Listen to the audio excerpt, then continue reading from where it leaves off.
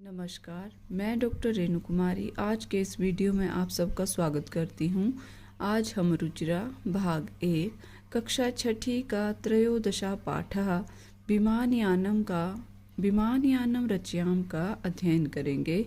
इसमें कुछ बच्चे एक विमान बनाने की बात कर रहे हैं। वह उन्नत वृक्षों से होकर चंद्रलोक में प्रवेश करने की बात भी कर रहे हैं। इसी के साथ वो शुक्र चंद्रमा जैसे ग्रहों को गिनने की भी बात करते हैं। इसी के साथ उन्होंने किसानों के सुख की भी कामना की है। तो ये है विमानयानम रचयाम। और आइए अब हम इसका स्वस्वर गान करते हैं।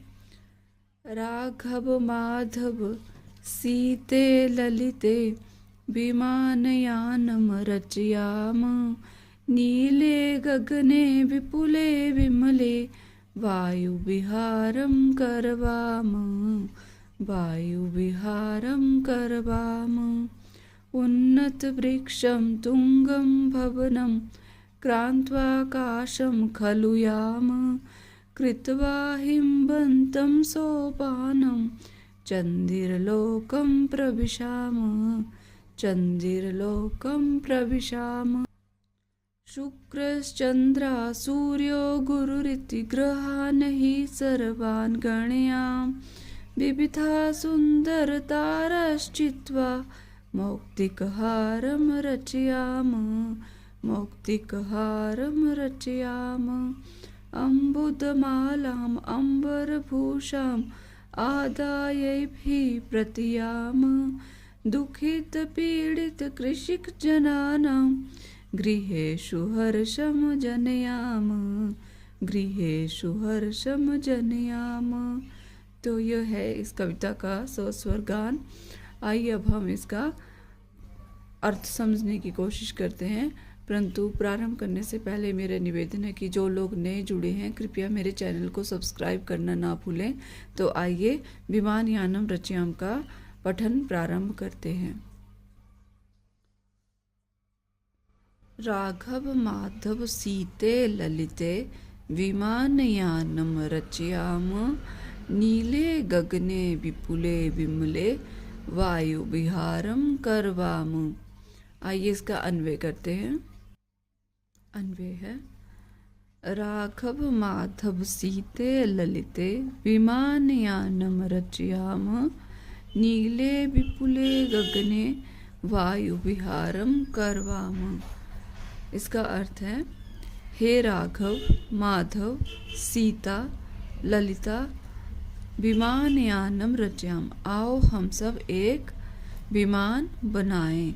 नीले विपुले गगने, नीले स्वच्छ और विपुले गगने विशाल आकाश में वायु विहारम करवाम, वायु विहार करें अर्थात आकाश में यात्रा करें। उन्नत वृक्षम तुंगम भवनम क्रांत्वाकाशम खलु याम कृत्वा हिमवन्तं सोपानम चंदिरलोकम प्रविशाम। अन्वय है खलु उन्नत वृक्षम तुंगम भवनम क्रांत्वा आकाशम याम हिमवन्तं सोपानम कृत्वा चंदिरलोकम प्रविशाम।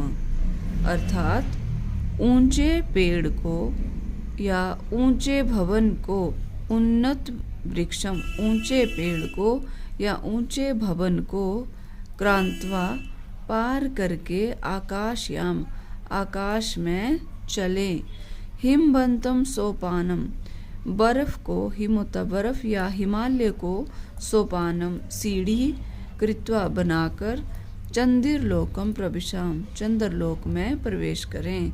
अर्थात ऊंचे पेड़ को, ऊंचे भवन को पार करके आकाश में चलें, बर्फ को सीढ़ी बनाकर चंद्रलोक में प्रवेश करें।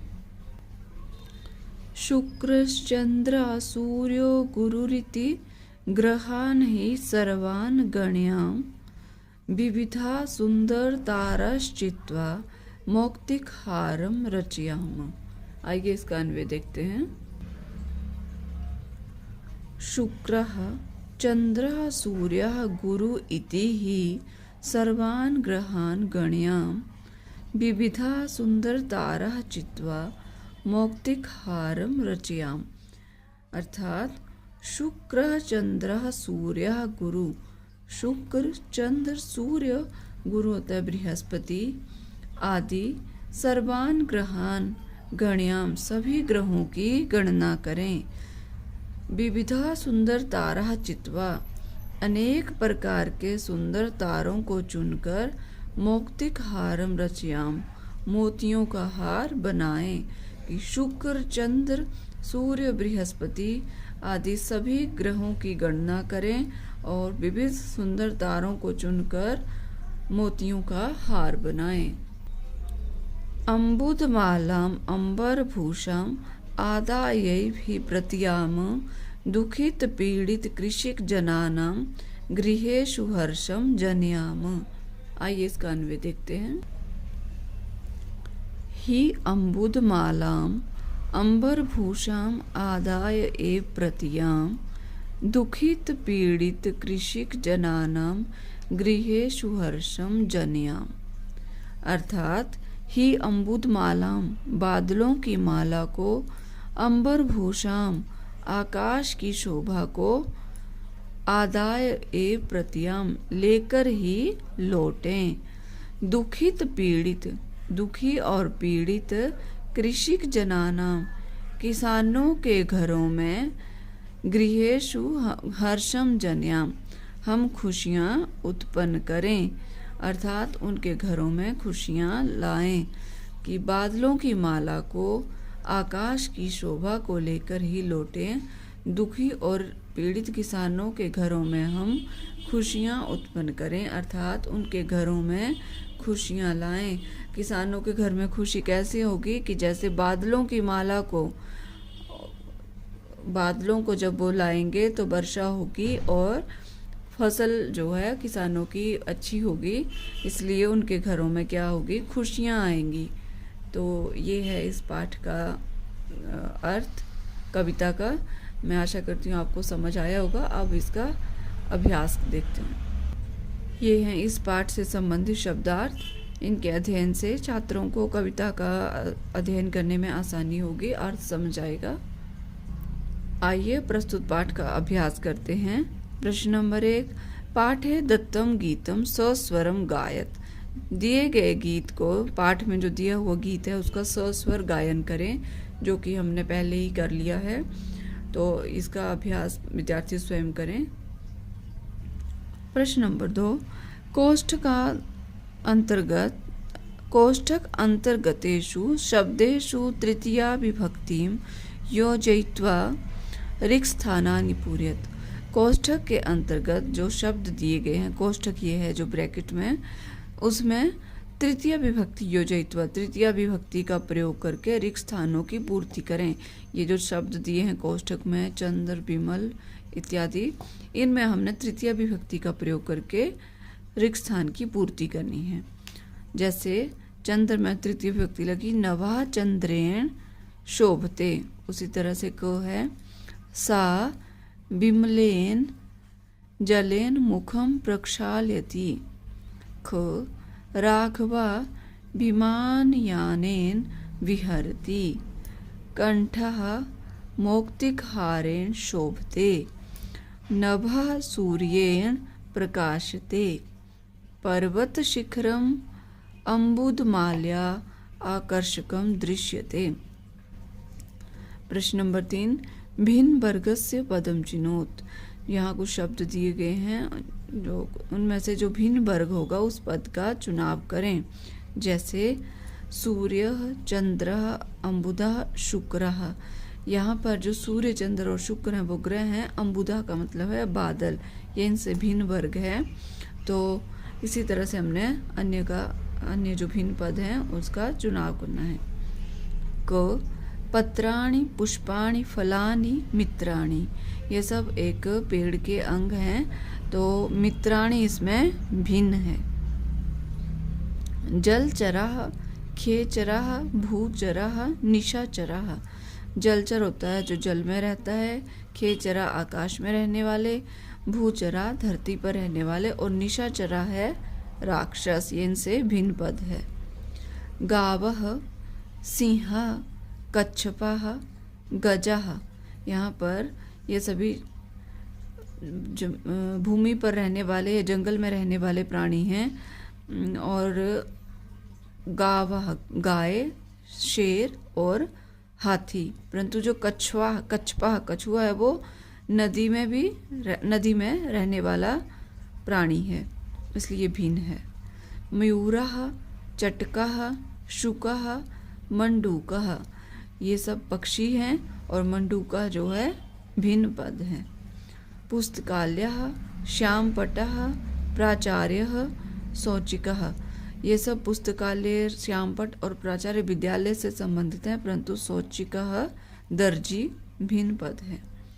लेखनी, पुस्तिका, अध्यापिका, अजा, यहाँ पर ये सभी विद्यालय से संबंधित है। लेखनी, पुस्तिका, अध्यापिका, परंतु अजा भिन्न पद है। अजा होता है बकरी। प्रश्न नंबर 4, प्रश्नानाम उत्तराणि लिखत, प्रश्नों का उत्तर लिखें।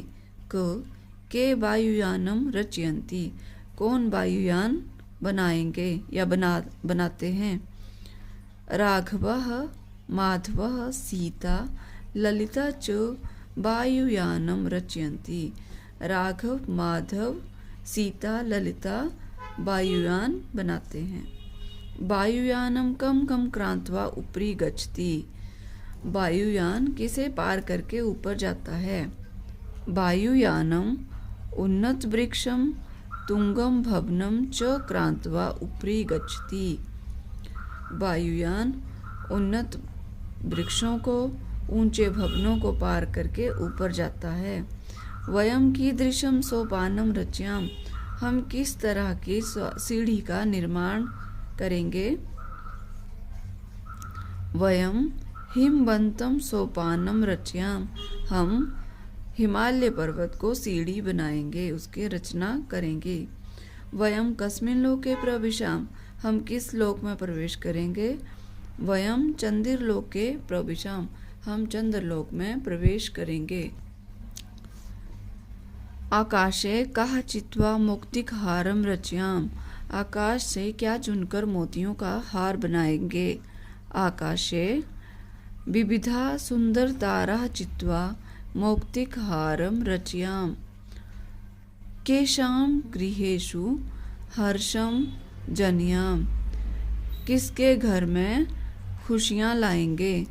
दुखित पीड़ित कृषक जनानाम गृहेषु हर्षम जनयाम, दुखी और पीड़ित कृषक लोगों के घरों में खुशियाँ लाएंगे। विलोम पदानि योजयत, विलोम पदों की योजना आपस में मिलाएं। विपरीत अर्थ, उन्नत, उन्नत का विपरीत है अवनत, जो उन्नत होता है ऊंचा, अवनत नीचे को झुका हुआ। गगने आकाश, पृथिव्याम सुंदरः असुंदरः, जो कम सुंदर हो। चित्वा विकीर्य, चित्वा होता है चुनकर, विकीर्य फैलाकर। दुखी, दुखी का विलोम है सुखी। हर्ष, हर्ष का है शोक। प्रश्न नंबर 6, समुचितै पदै रिक्स्थानानि पूरयत, उचित पद से रिक्त स्थान की पूर्ति करें। इसमें विभक्तियाँ दी गई हैं, निर्देश किया हुआ है, उसी के आधार पर हमने रिक्त स्थान की पूर्ति करनी है। ये विभक्तियाँ हैं और ये एक वचन, द्विवचन, बहुवचन।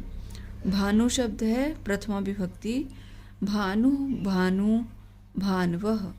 द्वितीय विभक्ति में गुरुम, गुरु, गुरून्। तृतीय विभक्ति पशुना, पशुभ्याम, पशुभि। चतुर्थी विभक्ति साध्वे, साधुभ्याम, साधुभ्यः। पंचमी विभक्ति बटोः, बटुभ्याम, बटुभ्यः। षष्ठी विभक्ति गुरोः, गुर्वोः, गुरूणाम। सप्तमी विभक्ति शिशौ, शिशवोः, शिशुषु। संबोधन, हे विष्णु, हे विष्णु, हे विष्णवः। प्रश्न नंबर 7, पर्याय पदानि योज्यत, पर्यायवाची शब्दों को लिखें। पर्यायवाची अर्थात समानार्थक भी कह सकते हैं। गगने, आकाशे, विमले, निर्मले, चंद्रः, निशाकरः, सूर्यः, दिवाकरः, अम्बुदः, जलदः। तो ये था हमारा पाठ विमानयानम रचयाम।